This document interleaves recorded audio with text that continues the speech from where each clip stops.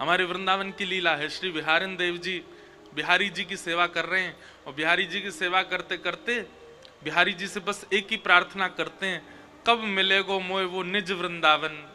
जिस निज वृंदावन में स्वामी श्री हरदास जी विहार कर रहे हैं, जिस निज वृंदावन में सब आचार्य हैं, जिस निज वृंदावन में आप मूर्तिमंत होकर के नहीं चलते फिरते दिखाई देते हो, वो निज वृंदावन कब प्राप्त होगा।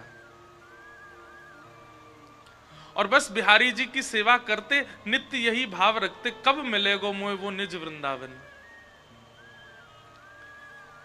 एक दिन यमुना जी के तट पर बिहारी जी का अभी मंगला नहीं हुई है, बिहारी जी का अभी उत्थापन नहीं हुआ, उससे पूर्व स्वयं स्नान के लिए यमुना जी गए। अब देखो कहां कब अनुभूति हो जाए ये भी हम कह नहीं सकते।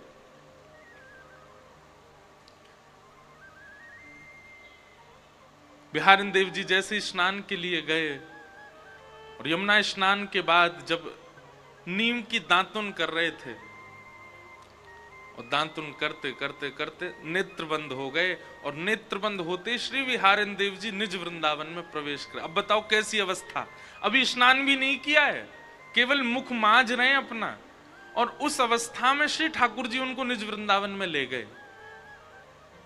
निज वृंदावन में क्या देखा, श्री यमुना जी का जल सामान्य नहीं था, है तो सामान्य, पर जब आचमन लेने के लिए उसमें अंजलि में भरते हैं तो ऐसा लगता है मानो केसर युक्त जल बह रहा हो। एक अद्भुत सुगंधी यमुना जी में से आ रही है।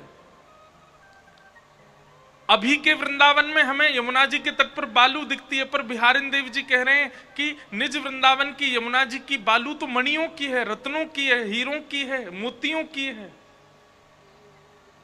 अद्भुत चमक है।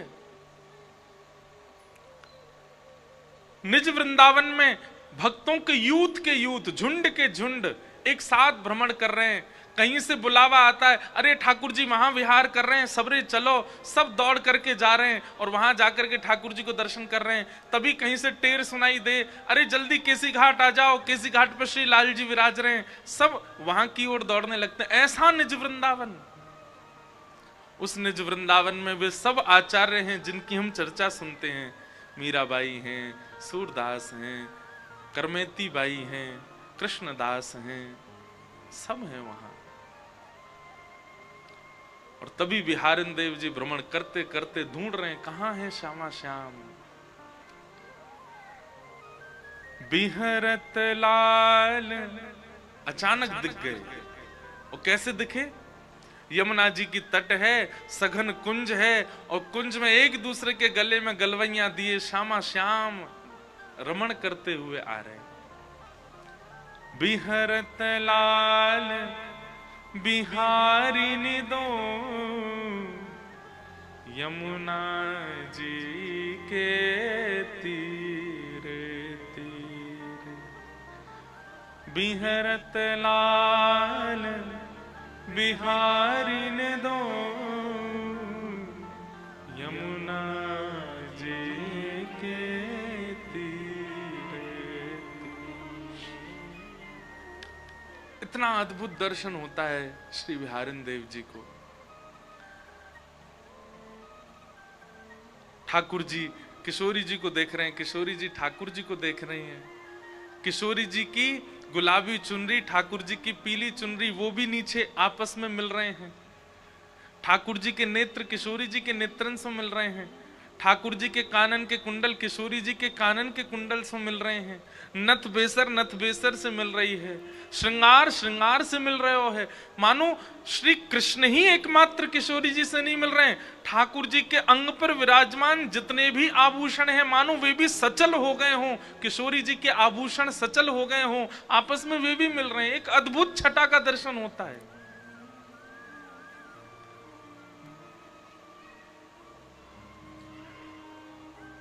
बिहारिन देव जी दर्शन कर रहे हैं और अवस्था क्या है, दातुन कर रहे हैं और दातुन करते करते निज वृंदावन का दर्शन। तभी जोर की ध्वनि आई, श्री हरदास, अरे श्री हरदास। तभी बिहारिन देव जी के नेत्र खुले और नेत्र खोल करके देखा तो वहां तो वो वापस उसी वृंदावन में आ गए और वहां तो सब वैष्णव जन चारों ओर से घेर के खड़े हैं और बिहारी देव जी कह रहे हैं, का भयो भैया तुमने मुझको काई को ध्यान से उठाए दियो। बोले बिहारी देव जी आप किस अवस्था में चले गए थे? तब बिहारी देव जी बताने लगे, मैं इस अवस्था में चला गया, पर आप लोग इतने चिंतित क्यों हैं? तो किसी ने कहा, बोले आपको 3 दिन हो गए यहीं बैठे बैठे और 3 दिन से दांत मांज रहे हो, मसूड़ों से रक्त निकल रहा है आपके, और इतना ही नहीं 3 दिन से बिहारी जी शयन अवस्था में ही हैं, आप यहां बैठे हैं, सेवा ही नहीं हुई वहां ठाकुर जी की।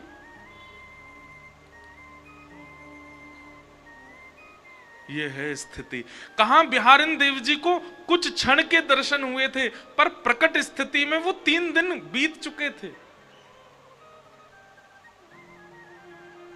इन अवस्थाओं तक पहुंचना, इन अवस्थाओं तक हम इतनी लंबी अवस्था में, इतनी श्रेष्ठ अवस्था में तो नहीं जा सकते, पर कम से कम रात्रि में जब अपने देह के अभिमान से शून्य होते हैं, विषय विलास से शून्य होते हैं। बंधुओं एक बात मेरी बहुत ध्यान से सुनिएगा, साधक अगर अपनी निद्रा को पवित्र कर लेना,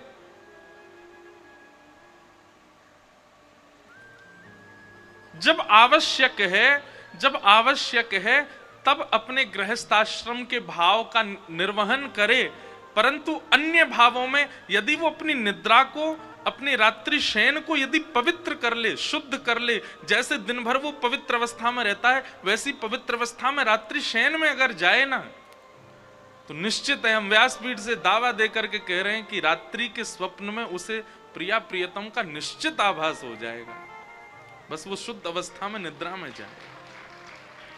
और कम से कम हमारे युवा भाई बहन जो अभी ब्रह्मचर्य में ही हैं, कम से कम वो ही इस बात का प्रयास करें।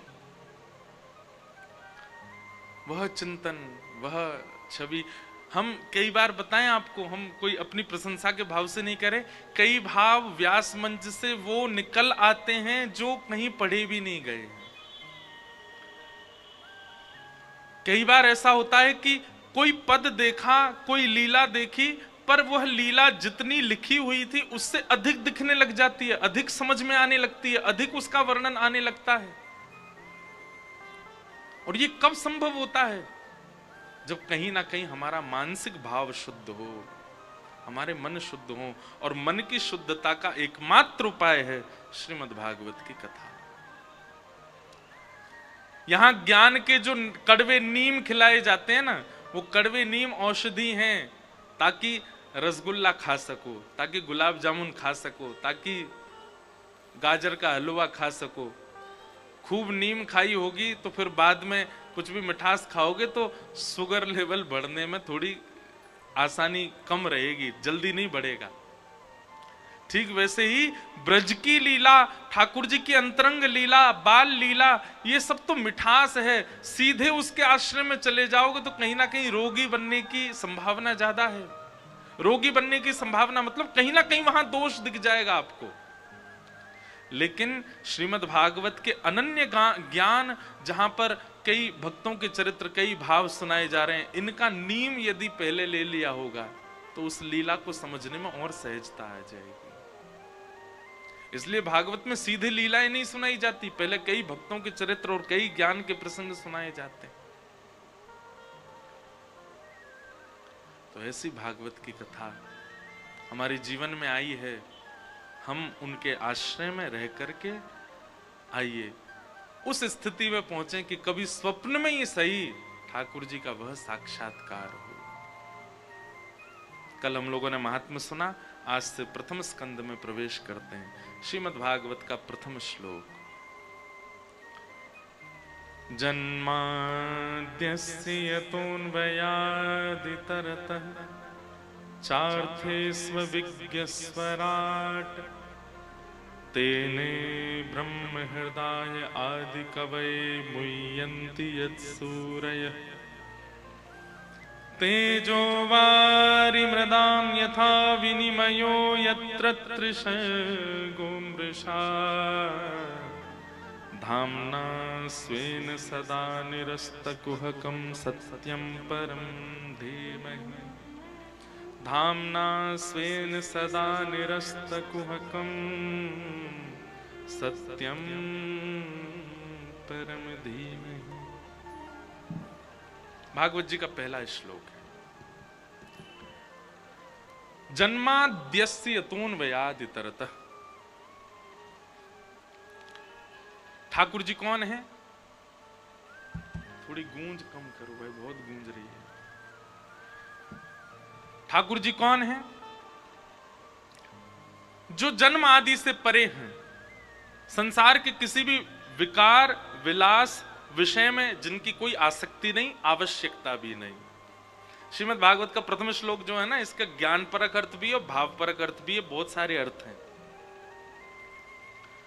लेकिन एक बहुत सुंदर अर्थ है, संपूर्ण कृष्ण लीला है पहले ही श्लोक में। जन्माद्यस्य यतोऽन्वयाद् इतरतः। जो ठाकुर जी अपनी मैया के यहां जन्म लेते ही अन्य मैया के पास चले गए, मतलब देवकी के यहां जन्म लेते ही अन्वयाद् इतरतः यशोदा जी के पास चले गए। हमारे पूज्य नाना जी पंडित श्री कृष्णलाल शास्त्री जी, वो इतने सारे भाव कहते थे कि ठाकुर जी गोकुल क्यों गए, ब्रज में क्यों गए, यशोदा के यहां क्यों आए हैं, उसके पीछे कारण कई हैं। पर एक कारण हमारे पूज्य नाना जी बहुत सुंदर बताते थे। वो लाला एक बार कहा भयो, ब्राह्मणन की बात को सत्य करवे के काजे ठाकुर जी गोकुल गए। मैंने की कैसे नाना जी? तो नाना जी हमारे एक प्रसंग सुनाए कि नंद बाबा यशोदा मैया के कोई लाला नाय हतो। तो नंद बाबा ने अपने कुल पुरोहित सांडिल मुनि से कही कि आप हमारे घर एक अनुष्ठान कर दो, जैसे हमारे घर एक लाला है जाए, और हमें लाला की कामना या हमारे नहीं है कि हमारा वंशवर्धन होएगो, हमारो अंतिम संस्कार करेगो, खूब धन कमावेगो, हमारो घर आगे बढ़ावेगो।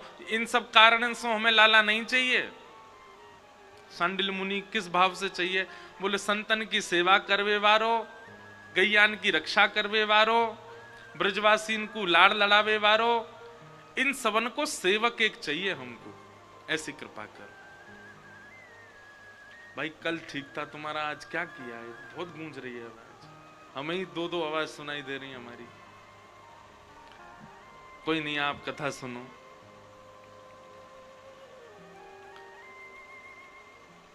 तो क्या बता रहा था? हाँ, तो नंद बाबा यशोदा मैया ने किस भाव से पुत्र की कामना की? गौ सेवा, संत सेवा, ब्रजवासीन की सेवा, इन सबन की सेवा भावना वारो हमें एक लाला चाहिए। और यही भाव से हमारे यहां आप एक अनुष्ठान कर दो। सब लोग इधर देखो, ध्यान से सुनो। तो सांडिल्य मुनि ने एक तिथि निकाली, मुहूर्त निकाला। बोले ठीक है, एक बहुत बढ़िया मुहूर्त है, इसमें हम आएंगे और आपके अनुष्ठान करेंगे। सांडिल्य मुनि तो कहीं किसी कार्य में व्यस्त हो गए, कहीं कोई बड़ा अनुष्ठान था तो नहीं जा पाए। उन्होंने अपने भांजे को भेजा, बोले आप जाओ और नंद बाबा के यहां अनुष्ठान करके आओ। सांडिल्य मुनि के भांजे आए।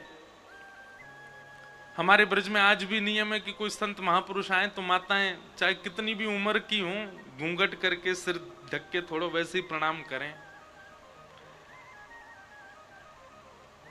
तो जैसे ही सांडिल्य मुनि के भांजे घर पर पधारे तो यशोदा मैया ने घूंघट करके आई। अच्छा, यशोदा मैया की आयु 80 वर्ष की, पर मैया सुंदर बहुत हैं। यशोदा मैया का सौंदर्य भागवत में वर्णन किया गया है, बहुत सुंदर है यशोदा मैया। कोई विशाल रूप नहीं है मैया का, मैया बड़ी सरल सहज और बड़ी बड़ी बड़ी सुंदर हैं। ठाकुर जी की मैया हैं। तो यशोदा मैया जैसे ही सांडिल्य मुनि के भांजे आए, सब आचार्यगण आए, तो श्रृंगार तो किया ही हतो, उनने घूंघट करके जैसे ही प्रणाम करवे गई तो उनको लगे कि कोई नव विवाहिता कोई कन्या प्रणाम कर रही है, क्योंकि यशोदा मैया ऐसे ना रहे में पूरी सज धज के रहे, खूब बढ़िया सुंदर नूपुर पहन के रहे, करधनी पहने, खूब आभूषण धारण करें, कड़ूला पहने, आदि आदि सब भाव। तो उनको देख करके कहीं ऐसा भाव आया कोई नवेली बहू तो नहीं है। ब्राह्मण तो सबको आशीर्वाद देते हैं। जैसी यशोदा मैया ने प्रणाम करी तो सब आचार्य ब्राह्मणों ने सोचा कोई नवीन बहू है, तो सबने चर सौभाग्यवती रहो और आपको पुत्र रत्न की प्राप्ति हो, हमारो ऐसा आशीर्वाद। हमारे पूज्य नाना जी कहते बोले वही दिना ठाकुर जी ने मन बना लियो कि ब्राह्मणन ने आशीर्वाद दियो, अब ब्रह्म वाक्यम जनार्दनम, इनकी वाणी सत्य करवे मुझे जानो ही पड़ेगो। जन्म भले ही देवकी के यहां लिया ठाकुर जी ने, ठाकुर जी ब्रज लीला करना चाहते तो और भी तरीके हो सकते थे, देवकी के संग रह के भी कर सकते थे। यशोदा जी के पास क्यों गए? क्योंकि यशोदा जी को ब्राह्मणों का आशीर्वाद था। और फिर हमारे नाना जी एक कथा सुनाते कि सब ब्राह्मण अनुष्ठान के लिए यमुना तट पे पहुंचे और नंद बाबा ने खूब जोरदार महाराज व्यवस्था करी ब्राह्मणन के काजे, बैठवे की उत्तम व्यवस्था, सोवे की उत्तम व्यवस्था, आसन चौकी बहुत सुंदर सब व्यवस्था करी। और एक हलवाई, मथुरा को सबसे बढ़िया हलवाई लगा दियो कि चकाचक बना के पवाओ सब ब्राह्मणन को। रात्रि में सोए सब ब्राह्मण, जैसे ही सुबह उठे यमुना स्नान करके संध्या वंदन करके सब ब्राह्मण बोले हाँ भैया सब लोग बाल भोग पा लो, और बाल भोग पावे के बाद अनुष्ठान में बैठेंगे। बाल भोगी इतनो सुंदर बनो, बेड़ई, आलू की सब्जी, जलेबी और जाने कहा का बहुत सारी सामग्री बनी। देसी घी में बिल्कुल बढ़िया धोरी गैया को दूध, ठाकुर जी की गौशाला की गैयान के दूध में से भी सुगंधी आवे, ऐसी गैया, उनके दूध से बने हुए घी से बढ़िया सुंदर सामग्री बनी। सब ब्राह्मणन ने महाराज इतनो पायो जैसे भोजन पा रहे हो, इतनो पायो, चकाचक पेट भर गयो। सब ब्राह्मण जैसी अनुष्ठान में बैठे तो सबन को उबासी आने लगी, कोई की आंख भारी रहने लगी, आपस में एक दूसरे को मुख देखने लगे, बोले कहा करें भैया बहुत पा लियो, अब तो नींद आ रही है। तो जो आचार्य ब्राह्मण थे वो बोले एक काम करो सब सो जाओ, अभी ने आराम कर लियो, दोपहर में उठेंगे फिर से स्नान करेंगे फिर अनुष्ठान में बैठेंगे, देखो ऐसे अनुष्ठान खंडित हो जाएगा अगर हम सोए तो। सब ब्राह्मण बोले हाँ जी काम बढ़िया, एक आध घंटा थोड़ा आराम कर लेने, भोजन पच जाएगा फिर करेंगे अनुष्ठान। सब ब्राह्मण तान दुपट्टा सो गए। थोड़ी देर बाद जब उठे, स्नान ध्यान करके सब तैयार है करके जैसे ही अपने अपने आसन पर बैठे, सोई रसोईया ने आवाज दे दी, बोले राजभोग तैयार है क्यों, सब ब्राह्मण देवता आ जाओ। सब ब्राह्मण बोले भैया अनुष्ठान तो शुरू है, जान दे ये भोजन पहले शुरू है को है। बोले नेक नेक पा लो फिर अनुष्ठान बैठ जाइयो। अब जहां नाश्ता भोजन की तरह बना था तो भोजन कैसा बना होगा। सब ब्राह्मण बोले चलो थोड़ी थोड़ी दो दो रोटी पालें फिर करेंगे। जैसे पहुंचे महाराज, जे बड़ी गिलास भर के तो छाछ और सबन को बढ़िया सुंदर सामग्री, 5 प्रकार की सब्जी, 3 प्रकार के मिष्ठान, 3 प्रकार की पूड़ी, मसालेदार पूड़ी अलग, मीठी पूड़ी अलग और सामान्य साधारण पूड़ी अलग। ब्राह्मणन ने प्रेम से पायो। पावे के बाद आचार्य जी बोले जल्दी जल्दी सबरे हाथ मुंह धो के आओ, बैठो अनुष्ठान में। सबरे हाथ मुंह धो के जैसे अनुष्ठान में बैठे, जोर जोर की डकार लेने लगे, पेट पे हाथ धर के बोले आचार्य जी नेत्र भारी है रहे हैं, हमसे तो बैठो ही नहीं जा रहा, उबासी आ रही है, छाछ और पी गए ऊपर से, छाछ पीने के बाद नींद आवे,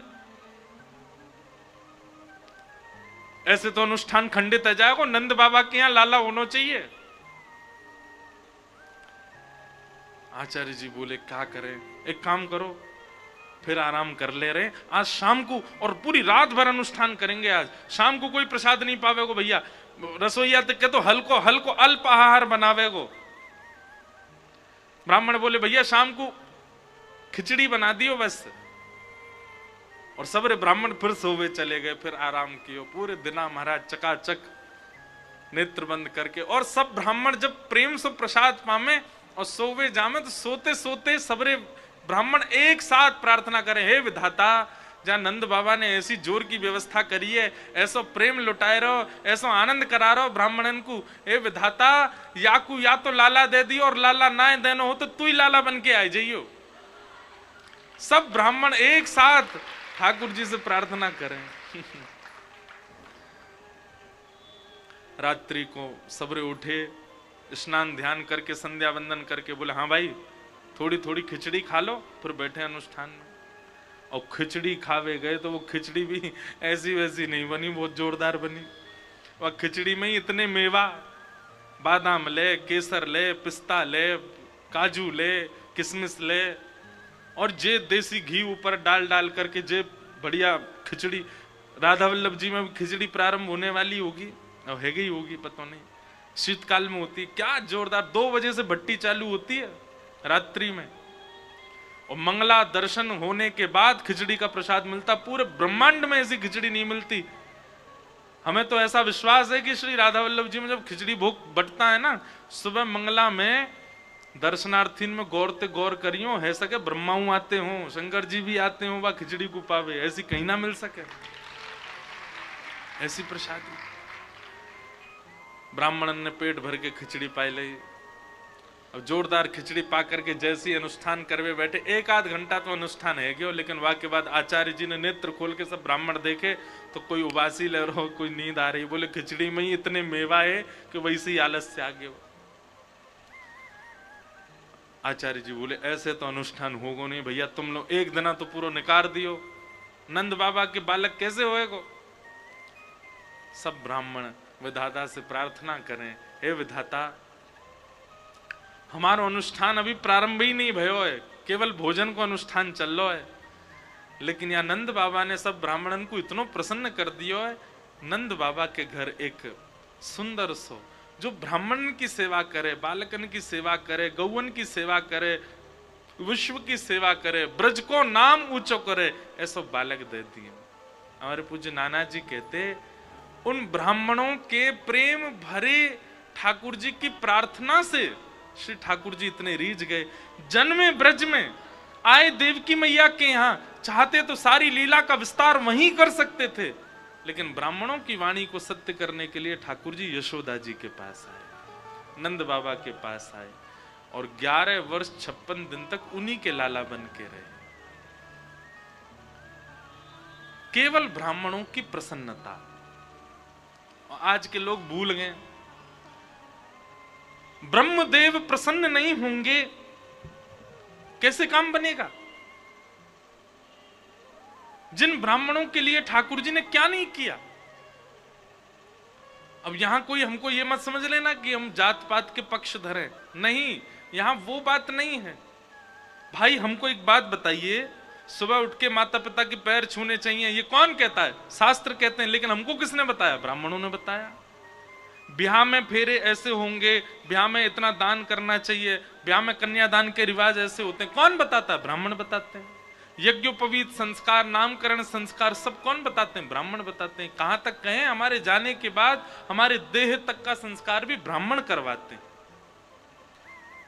वो सदा से हमारे गुरु रहे हैं, हमारे पथ प्रदर्शक रहे हैं।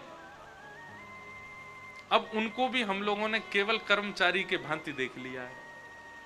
कैसे ठाकुर जी प्रसन्न हो जाएंगे? हमारी बात सत्य मानिएगा।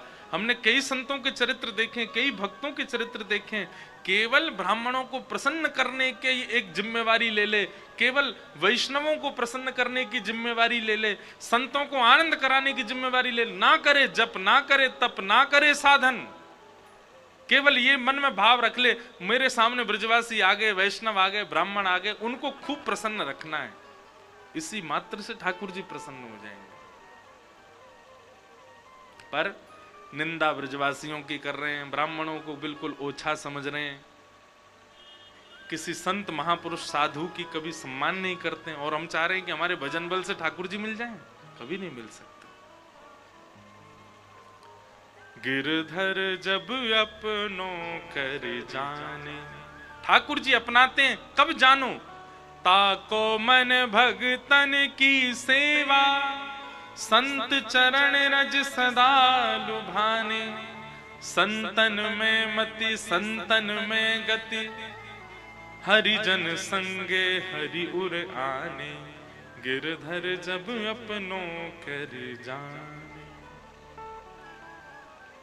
तो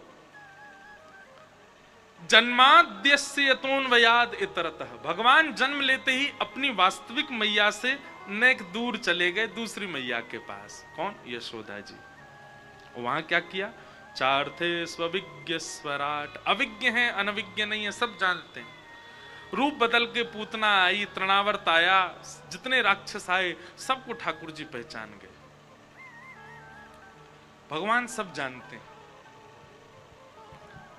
कौन कितने पानी में, कौन कितने भाव में, कौन कितनी श्रद्धा में, ठाकुर जी को सब पता है। कई बार हमारा आडंबर प्रधान होता है दूसरों को दिखाने के लिए, पर ठाकुर जी जानते हैं कि कौन वास्तविक है, कौन किस भाव में है। राधा वल्लभ जी, बिहारी जी के मंदिर में सबसे पीछे खड़ा हुआ व्यक्ति यदि भाव वाला है तो श्री राधा वल्लभ जी उसी को देख रहे हैं, और सबसे आगे वालों अगर आडंबर में है तो ठाकुर जी की दृष्टि वहां पे ना पड़ रही है। ठाकुर जी सब जानते हैं। इसलिए हम एक बात कहते हैं, आडंबर का स्वभाव संसार में रखो, कहीं भी वैदिक दैविक स्थान में जाओ ना, वहां 2 मिनट के लिए जितनी देर दर्शन कर रहे हो अपने समस्त भावों को विश्राम दो, जैसे हो वैसे बन जाओ। ठाकुर जी के आगे तो वैसे प्रस्तुत हो जाओ जैसे हो। अब वैद्य के पास गए, वैद्य से जाके कहा मेरे सिर में दर्द हो रहा है, डॉक्टर से कहा सिर में दर्द हो रहा है, सिर दर्द की दवाई दे दी लेकिन आप ठीक ही नहीं हो रहे। डॉक्टर ने कहा दवाई तो हमने ठीक दी, तुम ठीक क्यों नहीं हो रहे? कमर में भी दर्द था, घुटने में भी दर्द है, पर हमने बताया नहीं। तो भगवान डॉक्टर कहेंगे फिर कैसे समझूंगा मैं, नहीं बताओगे तो। ठीक वैसे ही ठाकुर जी को जब तक ये प्रस्तुत नहीं करेंगे कि हमारे अंदर अवगुण कितने हैं, ठाकुर जी उनको सगुण बनाएंगे कैसे? हम तो इस बात के पक्षधर हैं कि ठाकुर जी के सन्मुख पहुंच करके अपने समस्त अवगुणों का बखान करो। हम ऐसे हैं, अब देख लो नाथ हम पर क्या कृपा करनी है, हम पर क्या दया करनी है, हम ऐसे हैं। ठाकुर जी अविज्ञ हैं, अनविज्ञ नहीं है। जितने राक्षस आए सबका वध किया। तेने ब्रह्म हृदय आदि कवै मुह्यन्ति यत्सूरयः, ब्रह्मादि देवता इंद्रादि देवताओं को जिन्होंने अपनी बाल लीला से मोहित कर लिया, ये सब देवता ठाकुर जी की उन लीला छटाओं पर मोहित हो गए। तेने ब्रह्म हृदय आदि कवै मुह्यन्ति यत्सूरयः, तेजो वारि मृदाम यथा विनिमयो यत्र त्रिशर्गो मृषा, धाम्ना स्वेन सदा निरस्तकुहकं सत्यं परम धीमहि। पृथ्वी, जल, अग्नि, वायु, आकाश 5 तत्व हैं। भगवान ने इन 5 को पवित्र किया। अगर आप हमसे पूछें कि श्री कृष्ण कौन हैं, तो एक शब्द में अगर कहें तो पर्यावरण मित्र। ठाकुर जी पर्यावरण से बहुत प्रेम करते हैं, और मानव बिल्कुल उल्टा ही है। कभी भी सुन लो ठाकुर जी कहां मिलेंगे? सघन कुंज में मिलेंगे। ठाकुर जी कहां मिलेंगे? पर्वत के पास मिलेंगे। ठाकुर जी कहां मिलेंगे? वृक्ष के ऊपर मिलेंगे। ठाकुर जी कहां मिलेंगे? यमुना जी के तट पे मिलेंगे। ठाकुर जी कहां मिलेंगे? बोले रज में लोटे भय मिलेंगे। ये सब क्या है? ये पर्यावरण है, ये प्रकृति है। ये बात भी याद रखिए, प्रकृति के प्रति जिसके चित्त में कोई भावना नहीं है उससे भी ठाकुर जी बहुत दूर हैं। भाई हमें जिससे मिलना होता है ना, जिसको पाना होता है, हम उसके जैसा बनने का प्रयास करते हैं, उसकी प्रिय वस्तुओं को अपना प्रिय बनाते हैं।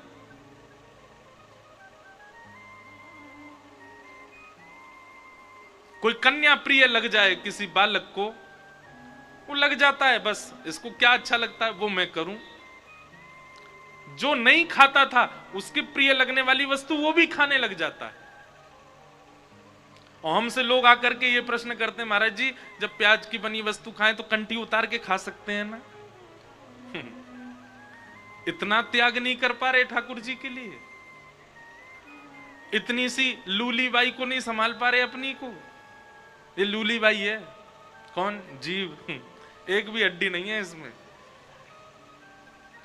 लेकिन आपकी सारी हड्डियां तुड़वाने की सामर्थ्य है इसमें। एक शब्द ऐसा बोल देगी सारी हड्डी टूट जाएंगी। तो पर ये जितनी घातक है उतनी ही काम वाली भी है।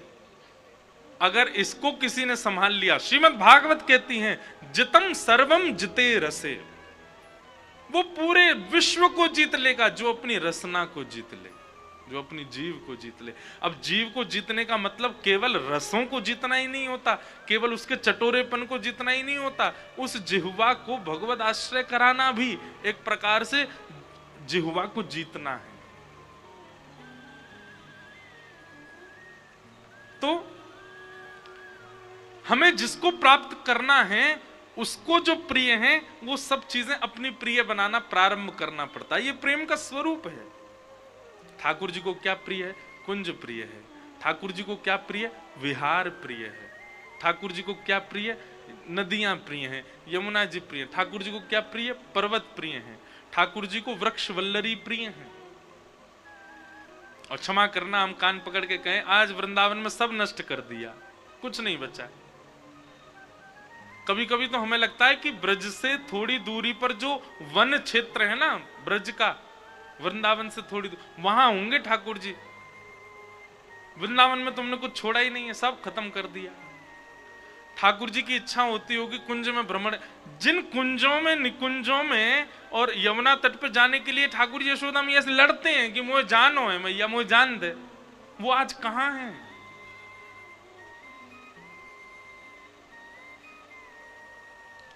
अब हम तो केवल प्रवचन कर सकते हैं, हमारे कहने से कुछ बदलाव तो वृंदावन में होने वाला है नहीं। श्री यमुना जी, हम अपनी बात कर रहे हैं, हमको ही कितने दिन हो गए होंगे आचमन किए हुए। आचमन किए हुए मतलब एक पूरे पात्र में भर के यमुना जल नहीं पिया होगा कितने दिनों से। अभी स्नान पूर्णिमा थी ना इस वर्ष की, तो मैं उत्तराखंड के एक स्थान है कटा पत्थर, श्री यमुना जी पृथ्वी पर सबसे पहले वहीं आती हैं हिमालय से होती हुई, वहां से जल लेकर के गया श्री गिरधर लाल जी के अभिषेक के लिए। और कहीं वही वृंदावन में, जिस वृंदावन में ठाकुर जी यमुना में स्नान करते हैं, यमुना में आनंद करते हैं। पूरी दुनिया सबके लिए लड़ रही है, पर हम वैष्णव तिलकधारी कंठीधारी, हम कम से कम वृंदावन के काजे कछु कर लें। रज माथे से लगा करके श्री राधा गा करके किशोरी जी प्रसन्न तो हो जाएंगी, पर मिलेंगी तभी जब ब्रज के लिए कुछ करें, ब्रज भाव के लिए कुछ करें। तो श्री कृष्ण कौन है? पर्यावरण मित्र। और आपको यदि उनकी प्राप्ति करनी है तो आप पर्यावरण मित्र बनो। रज से, नुकुंज से, कुंज से, वृक्ष से, नदियों से, पहाड़ों से, इनसे प्रीति हो आपकी, ठाकुर जी मिलेंगे। हम एक बात कहते हैं, वृंदावन में कभी ठाकुर जी मिलवे को मन बनाएंगे ना, या तो यमुना तट पे मिलेंगे या श्री गिरिराज जी की तलेटी में मिलेंगे। ये दो स्थान ऐसे हैं जहां ठाकुर जी प्रत्यक्ष विराज रहे हैं, जहां ठाकुर जी प्रत्यक्ष अनुभव कराएंगे अपना। बन के जोगन डोलत ब्रज में, पीवत यमुना जल को, मेरो मन वृंदावन में अटको, मेरो मन हरि चरणन में अटको। अब जोगन तो बन जाते हैं लोग, पर यमुना जल कोई नहीं पीता, पीवे लायक बचो ही नहीं है। इसलिए भैया ठाकुर जी से यदि प्रीति है, प्राप्ति करने को यदि साधन मन में ठान चुके हो, तो कछु ब्रज के इन पृथ्वी जल अग्नि वायु आकाश के लिए भी कुछ करें, कुछ कदम उठाएं, कुछ भाव रखें, तभी ठाकुर जी मिलेंगे। जो लोग वृंदावन जाकर के स्वयं वृंदावन के चाट भल्ला खा के खुद ही गंदगी कर आते हैं, ठाकुर जी भी बाको नाम लिख लेते होंगे अपनी हिट लिस्ट में, याते तो दारी के दूर ही रहनो, मेरे वृंदावन गंदो करके और जा रहा है। हमारे पंडित श्री गया प्रसाद जी महाराज, देखो ये हमारी पूरी कथा सुनते हैं। पंडित जी महाराज, आपका नियम पता है क्या था? आपकी साधना क्या थी? एक बार को नाम जब कम हो जाए, एक बार को कथा सुनना भी थोड़ा कम हो जाए, लेकिन आपका नित्य नियम था संपूर्ण गिरिराज जी की परिक्रमा में सोहनी करते, झाड़ू लगाते। और बाबा को नियम, पूरी गिरिराज जी में झाड़ू लगाते, और जहां कहीं भी बहुत कूड़ा मिल जाता हो ना, सबरे कूड़े को झाड़ू लगा के किनारे करके और फिर वहीं नेत्र भर के बैठ के रोने लग जाते। किसी व्यक्ति विशेष को दोष नहीं देते, हम आप जैसे दर्शनार्थियों को दोष नहीं देते, ठाकुर जी से ही कहते माने नाए कितनों कूड़ो किनारे कर दूं, फिर जन कहाते जावे, सबरो कूड़ो लाके बीच में ही डाल दे, ये नंद जी को लाला माने नाए। ऐसे उनके भाव। और फिर रोवेगो, फिर श्री जी के संग आवेगो, यहाँ घूमतो रमण करतो डोलेगो, पाम में कांटो लग जाएगो, कोई गंदगी लग जाएगी, फिर रोतो रोतो आवेगो, बाबा देख मेरे पाम में कांटो लग गो, माने ना है। ऐसे ऐसे बाबा के भाव।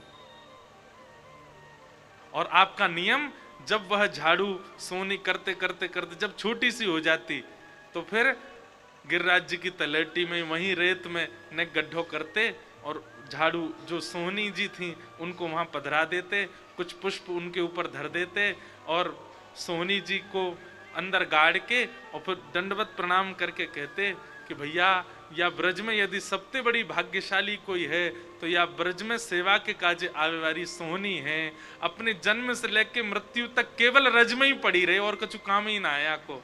हे बिहारी जी, हे गोवर्धन नाथ, हमारी गति भी या सोहनी जैसी है जाए। और फिर बाबा जितने संत मिल जाते उनको बुलाते और बुला करके भंडारो कराते। लोग पूछते बाबा आज काय बात को भंडारो? बोले अरे भैया एक जीव को रज में मिलन है गयो, वाह को बधाई उत्सव है, वाह बधाई के उत्सव में सबन को। हमारी बुद्धि में आते हैं विचार, हमारी बुद्धि पहुंचती है इतनी इतनी इतनी श्रेष्ठता पे? नहीं। और बाबा का एक नियम, जैसे कोई बालक ब्रजवासी आते उनके पास, उनको श्री ठाकुर जी का रूप मान करके अपनी गोद में बिठाते। उनके अगर तिलक छापे पास होते तो श्रृंगार कर देते, अपने हाथ से प्रसाद पवाते। और ब्रजवासी बालकों को कभी प्रणाम नहीं करना। हमने कभी दर्शन नहीं किया बाबा का, हमारे जन्म से पहले ही महाराज जी का भगवत नाम गमन हो गया, परंतु इतनी भावना उनके विचारों के प्रति, उनके जो भाव सहज थे व्रज के प्रति, उन कई बार ऐसा लगता है कि महाराज जी की कृपा से ही भाव आते हैं चित्त में, महाराज जी की स्मरण करने मात्र से ही कुछ ना कुछ भाव आ जाते होंगे। भैया अगर आपकी कथा में आने की गति केवल पुण्य की प्राप्ति है, केवल कथा सुन के मनोरंजन का भाव है, कोई बात नहीं, अच्छा है, सुनो, सुन के चले जाओ, 7 दिन में अपना सब कर्म में लग जाना। पर कहीं आपके चित्त में भावना भगवत प्राप्ति की है, श्री ठाकुर जी की प्राप्ति की है, तो ऐसी विचारधाराएं चित्त में लाओ, ऐसी भावनाएं चित्त में लाओ।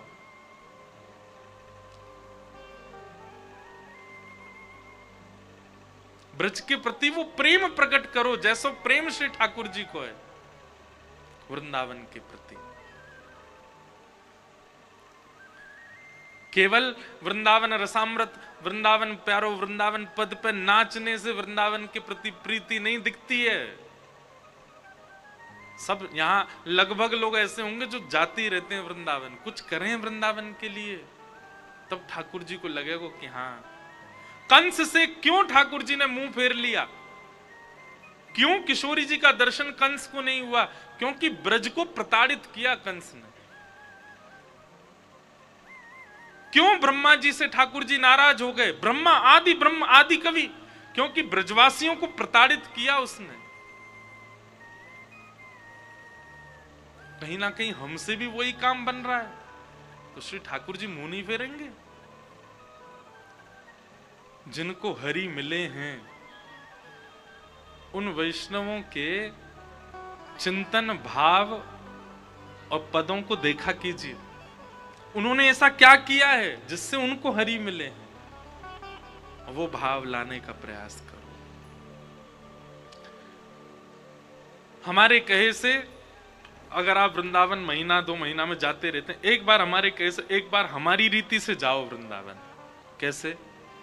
दर्शन मत करना कहीं भी, केवल वृंदावन में प्रवेश करते ही एक विचार करना, श्यामा श्याम का नित्य विहार स्थल है, हम 2 दिन केवल ब्रज की सेवा, वृंदावन की सेवा करके जाएंगे। जो वृक्ष आपको दिख जाए कि इन पर थोड़ी सी मट्टी जमी भई है, इन पर जल नहीं पड़े होंगे, वहां जल डाल जाओ। जहां गंदगी दिख जाए वहां को उठा के कूड़े में डाल जाओ।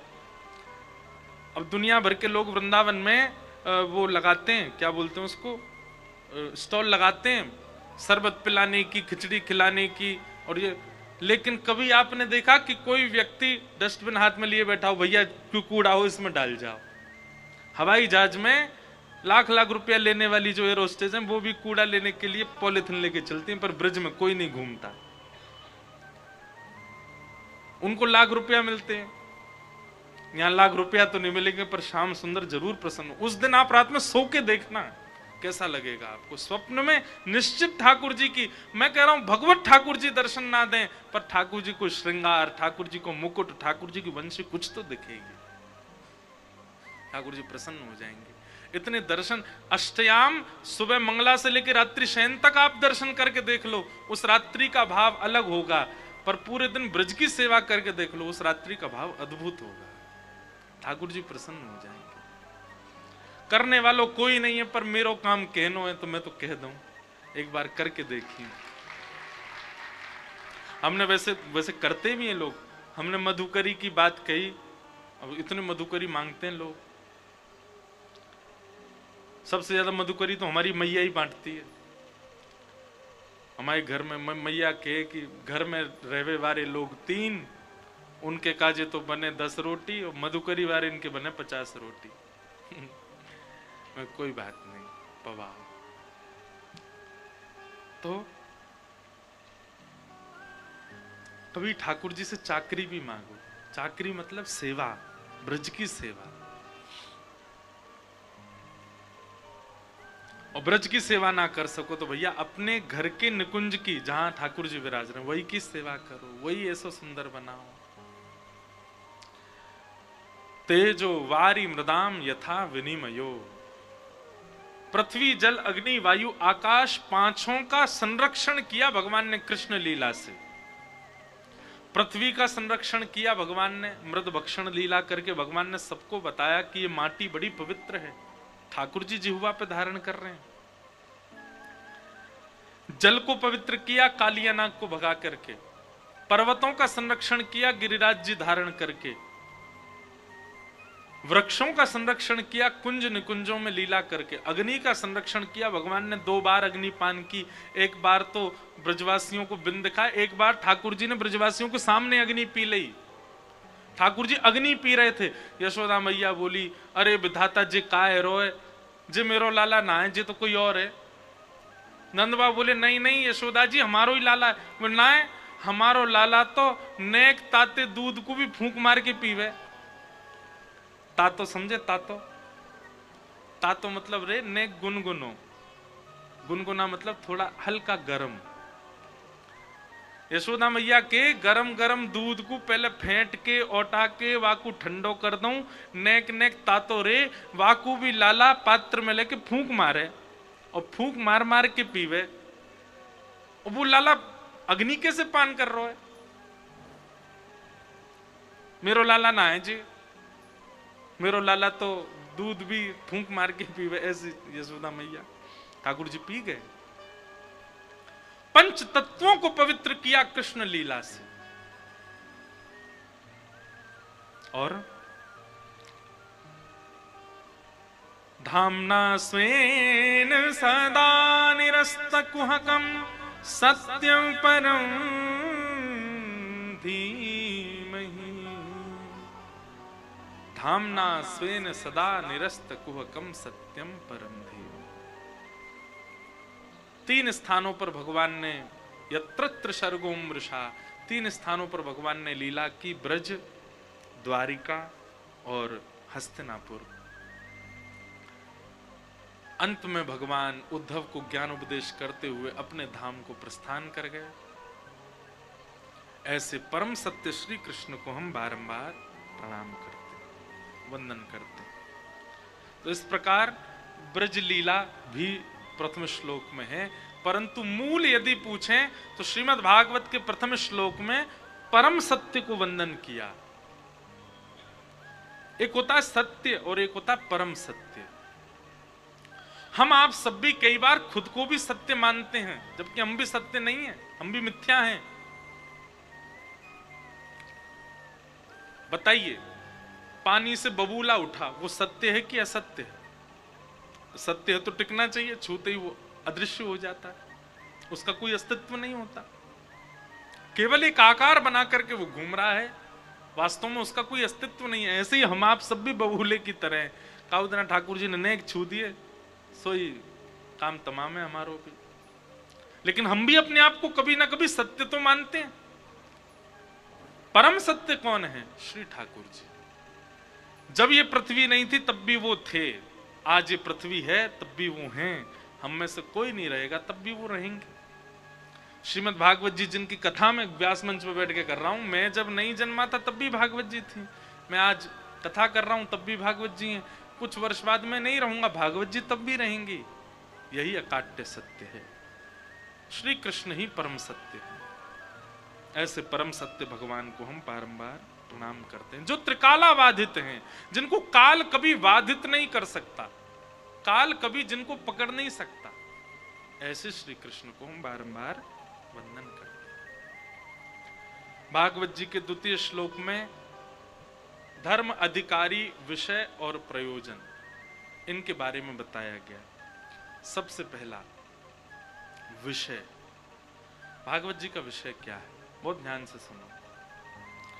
धर्म प्रोजित कैतवोत्र परमो निर्मत्सराणां सताम् वैद्यं वास्तवमत्र वस्तु शिवदं तापत्रयोन्मूलनम् श्रीमद्भागवते महामुनिकृते किं वा परैरीश्वर सद्यो हृद्यवरुध्यते त्रिकृतभिः शुश्रूषुभिस्तत्क्षणात्। भागवत जी का विषय क्या है? आप लोग क्यों सुन रहे हो कथा? तब कहते हैं हमारे चित्त में परम धर्म का भाव उत्पन्न हो, इसलिए। परम धर्म किसको कहते हैं?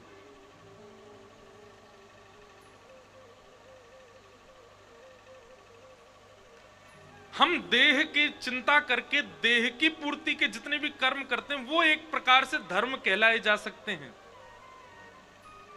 पर जब अपने आंतरिक उस आत्मा के उपचार के लिए, उसके कल्याण के लिए जो भी हम कृत्य करते हैं वो परम धर्म कहलाता है।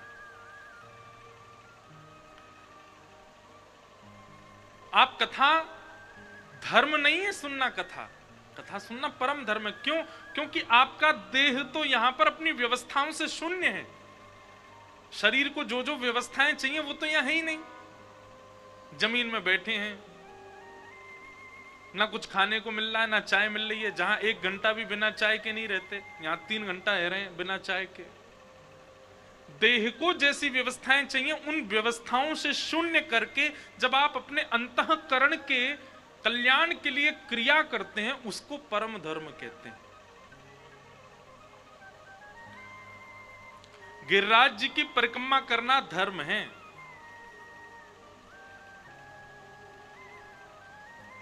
पर कब? जब वह केवल शरीर से की जा रही है, बस पूरी करनी है, कैसे करके 21 किलोमीटर पूरे करने हैं। पर गिरिराज जी की परिक्रमा परम धर्म कब है? जब वो मन से की जा रही है, भाव से की जा रही है, इस प्रकार से की जा रही है कि एक एक क्षण में कोई ना कोई भाव प्रकट हो रहे हैं। हमने दंडवती परिक्रमा करी गिरिराज जी की, दुनिया के लोगों को दंडवती करने में लगते होंगे, बहुत फिट लोग होते हैं तो वो तो 6-7 दिन में कर लेते हैं, अनफिट लोग होते हैं तो ज्यादा से ज्यादा 10-12 दिन में कर लेते हैं, बहुत ही अनफिट होते हैं तो 15 दिन में करते हैं। हमने 6 महीना में करी। और 6 महीना में क्यों करी, उसके पीछे भाव ये था कि हमने दीपावली से 10 दिन पहले शुरू की। कार्तिक का महीना थोड़ा सा ठंडा अच्छा मौसम रहता है, तो एक तो हमारी गति भी बहुत धीरे धीरे, हम क्या करते नेक चलते और नेक चलने के बाद गिरिराज जी की तरफ मुख करके बैठ जाते और मन में भाव आता, हे गिरिराज बाबा, सब आपको भजन सुनाते हैं, सब आपको बातें सुनाते हैं, सब आपको भोग लगाते हैं, सब आपको प्रसाद लगाते हैं, हम आपको हंसाएंगे। तो गिरिराज बाबा प्रसन्न है। हम ये भाव रखते थे, हमारे संग जितने भी बालक थे, कि गिरिराज जी को मनोरंजन करना है। और सच में हम जब दंडवती करके कक्ष में आते तो फिर सोचते कल गिरिराज जी को क्या सुनाएंगे। एक कीर्तन भजन तो सब सुनाते हैं गिरिराज जी को, हम कछु ऐसा सुनाए जैसे गिरिराज जी को मन लगो रहे। और जैसे ही थकते थे, बैठना होता था 10 मिनट के लिए बैठते 1 घंटा, और गिरिराज जी को चुटकुल्ला सुना रहे हैं, कभी गिरिराज जी के आगे ठाके मार रहे हैं, हंस रहे हैं जोर जोर से, गिरिराज जी को आलिंगन कर रहे हैं, ऐसे परिक्रमा करी। तो 10 दिन हो गए तो हम पहुंचे जतिपुरा, राधा कुंड से शुरू की। जतिपुरा पहुंचते ही महाराज दिवाली आ गई, कथाओं का क्रम आ गया, चले गए कथा करने। वैसे जाते नहीं है ऐसे, बीच में परिक्रमा छोड़ के पूरी करके जानी चाहिए, पर हमने एक बाबा से कहा, बाबा परसों ते कथा है, का करें, परिक्रमा तो पूरी ना भाई। बाबा बोलो ये सबरे नियम बार बार इनके काजे, ब्रजवासी इनके काजे, कोई नियम ना है।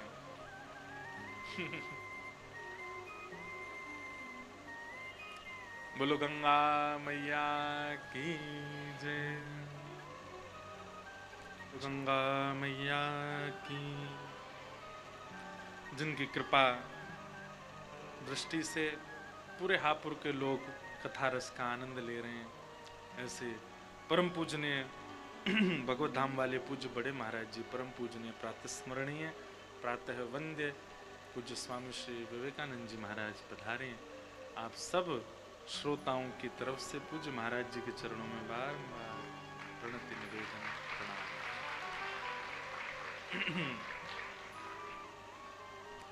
हम क्या निवेदन कर रहे थे? दंडवती।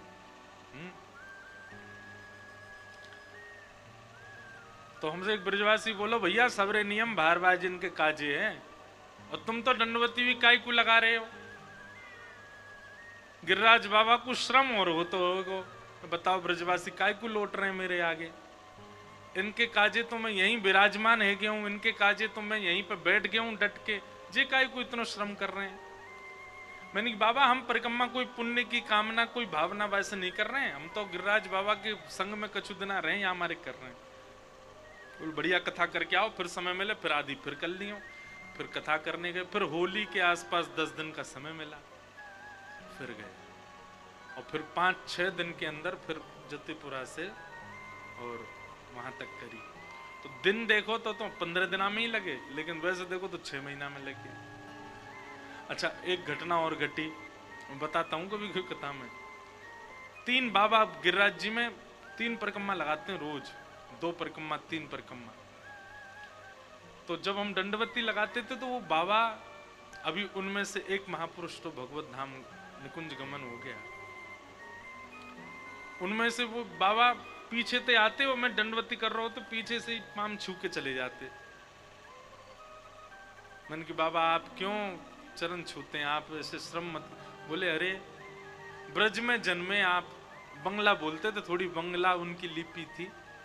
ब्रज में जन्मे आप, ऐसे व्यास जी के घर में जन्मे आप, और स्वयं व्यास बन गए आप, ब्रजवासी हो आप, और यहां दंडवती लगा रहे हो।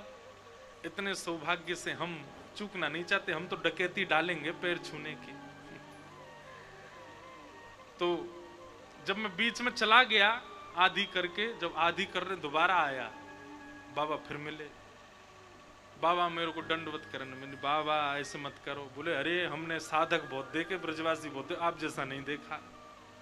मैं क्यों? वो 6 महीना नहीं हुआ तुमने दूसरी परिक्रमा भी शुरू कर दी, इतनी जल्दी आ गए।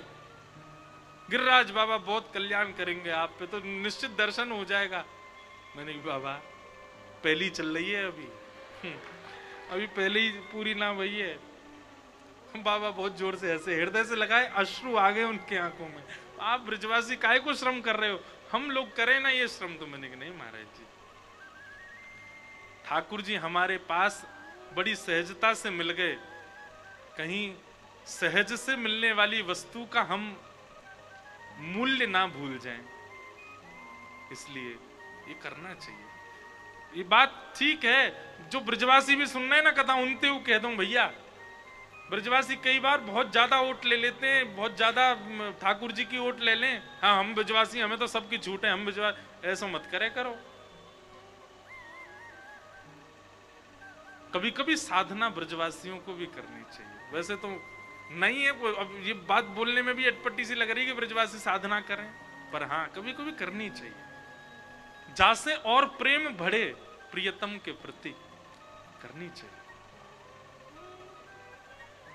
तो जब आप देह के शुद्धता के लिए, पुण्यों की प्राप्ति के लिए जब आप कोई कर्म करते हैं तो वो धर्म कहलाता है। पर जहां देह का कोई ध्यान नहीं है, अपनी अंतरात्मा के लिए आप कुछ करते हैं, वो परम धर्म कहलाता है। कथा सुनना भी एक परम धर्म है, क्योंकि यहां पर आपके देह को कुछ नहीं मिलने वाला, आपकी आत्मा को मिलेगा, आपके मन को मिलेगा, आपके अंतर भाव को प्राप्त होगा, जो भी व्यास कहेंगे। इसलिए यह भी एक परम सत्य, ये परम धर्म है। भागवत जी का यही विषय है कि व्यक्ति कथा सुनने के बाद में ज्यादा से ज्यादा अपने अंतरात्मा के उद्धार की क्रियाओं में लग जाए। बुरा नहीं मानिएगा, बहुत कथा सुनने वाला सजना सवरना भूल जाता है। बहुत कथाएं सुनने वाले को देह का अभिमान नहीं रहता, वो कहीं ना कहीं देह की स्थिति में सम होता चला जाता है। कोई साधुओं का कोई भेष नहीं होता लंबी दाढ़ी, साधुओं का कोई भेष नहीं होता जटाजूट, साधुओं का ये भक्ति प्राप्ति के बाद सम अपने आप होते चले जाते हैं। इनको नहीं होती इच्छा कि हम सुंदर बन के रहें, नहीं होती इच्छा कि हम केश काट के रहें, नहीं होती इच्छा कि हम चटकदार कपड़े पहन के रहें। वो सम उनकी स्थिति में आ जाता है, मन में आ जाता है, अपने आप साधु का भेष निर्माण होता चला जाता है। हाँ, कोई लोक रंजन के लिए और किसी को अपनी ओर खींचने के लिए साधु बनता है तो वो भी अलग ही दिख जाता है कुछ दिन बाद, पर जिसके हृदय में वास्तव में प्रेम प्रकट हुआ होगा ना, वो सामान्य रहेगा। मैं एक बात और कहूं भैया, ब्रज से एक प्रेम करवे वारे, वो ज्यादा सजे धजे ना है, वो तो अपने प्रिया प्रियतम को सजा में खुद सम रहते हैं। मतलब दुल्हा बेचारो 10,000 की अचकन पहन के बैठो है और बरातीन ने 1-1 लाख की अचकन पहनी, ऐसा होवे? दुल्हा प्रधान होता है ना, बाकी के सब इतने ज्यादा नहीं। सच क्या हो कि सब तुम्हें ही देखें, दुल्हा कोई देखे ही नहीं। वृंदावन में अभी कभी कभी ऐसा देखने को मिल जाता है। इतने श्रृंगार तो राधारमन जी ने नहीं किए होते जितने दर्शनार्थी करके आ जाते हैं। श्रृंगार के प्रति कोई दोष बुद्धि नहीं है, पर भावना है कि अगर भक्ति चित्त में आई होगी ना, तो श्रृंगार आप स्वयं नहीं करोगे अपना, ठाकुर जी करेंगे आपका।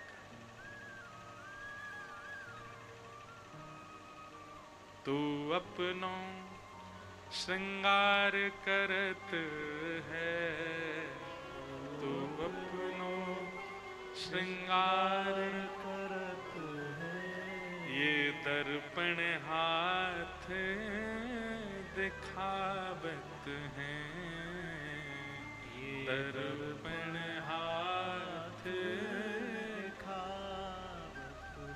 बहुत प्यारा पद है। तू है सखी बड़ भाग बड़ी, नंदलाल तेरे घर आवत है। तू है सखी बड़ भाग बड़ी, नंदलाल तेरे घर। कुम्मन दास जी कह रहे हैं, आहा कितना सुंदर भाव है निज कर गूथ सुमन के गजरा, निज कर गूथ सुमन के गजरा, अपने ही हाथ पहरावत हैं, ये अपने ही हाथ पहरावत। उमनदास जी कह रहे हैं ठाकुर जी अपने कोमल अंगों से ही गोपी के केशों को गूंथ रहे हैं। छवि कितनी सुंदर लग रही होगी। ठाकुर जी अपने हाथन से ही केश गूंथ रहे हैं और केश गूंथ करके फिर अपने हाथन से ही उसमें सुमन के गजरा अपने ही हाथ पहरावत। एक बात कहें बंधुओं, वृंदावन प्राप्त होने के बाद भी यदि वैष्णव स्वयं साधन कर रहा है ना अपने लिए, तो ठाकुर जी पीछे ही रहते हैं, बोले कर तो रहो खुद ही, मैं काहे को जाऊं। लेकिन कहीं ना कहीं जब किसी भाव का त्याग कर देता है ना, तो ठाकुर जी के मन में आती है कि या नहीं ये छोड़ दियो, मैं ही जाऊं, मैं ही जाकर के नेक याकू सजा आऊं, नेक सवार आऊं, याकू नेक देख आऊं। सूरदास जी के पास नेत्र नहीं है, पर सूरदास जी ने इसका कोई साधन नहीं किया। अरे चाहते तो 2-4 सेवक रख लेते।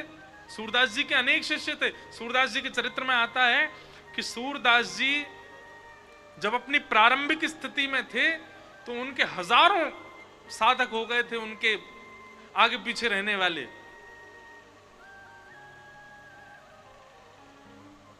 पर सूरदास जी ने मन में विचार किया कि ये सब लोग मेरे साथ इसलिए रहते हैं क्योंकि मेरे अंदर सूरदास जी में एक चमत्कार था कि वो किसी का भी भविष्य बता देते थे। सूरदास जी के पास एक गुण था कि वो कभी भी कोई चीज खो जाए, कोई क्या होगा क्या नहीं होगा, वो बता देते थे सहज में। एक दिन सूरदास जी ने मन में विचार किया, देखूं तो सही है जितने मेरे आगे पीछे रहते हैं ये वास्तव में मेरे संग रहना चाहते हैं कि नहीं। और सूरदास जी ने मन बना लिया, बोले भैया अब तो हम सब छोड़ छाड़ करके और वन में रहेंगे, एकांतवास किया करेंगे, अब आप लोगों में से जो चलना चाहे चल दो। धीरे धीरे सारे शिष्य कटने लगे। कोई बोले हमारे घर में ये है, हमारी माताजी बहुत वृद्ध हैं, पिताजी अनुमति नहीं दे रहे हैं, पत्नी छोड़ के जाने नहीं दे रही है। और करते करते करते 10 ही लोग रह गए।